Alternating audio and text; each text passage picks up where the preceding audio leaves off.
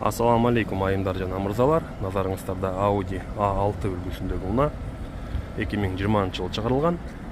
Унаа Германия өлкөсүнөн чыгарылып, Түштүк Кореяга алып келинген.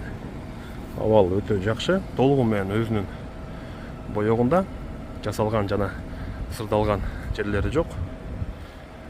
Кыймылдаткычтын көлөмү 2 бензин жана 4 дөңгөлөгү тең аракетте. Бул унааны Орусиядагы кардарыбызга алып бердик. Жакынкы күндөрү Владивосток шаары аркылуу кетиребиз. Унаанын топтому да аябай жакшы. Ичи ушундай күрөң булгардан. Алдына келе турган болсок, мындай сыналгысы менен жана 360 көзөмөлдөгүчү дагы бар. Кимге ушундай жана башка Түштүк Кореядан унаалар кызык болсо кайрылыңыздар.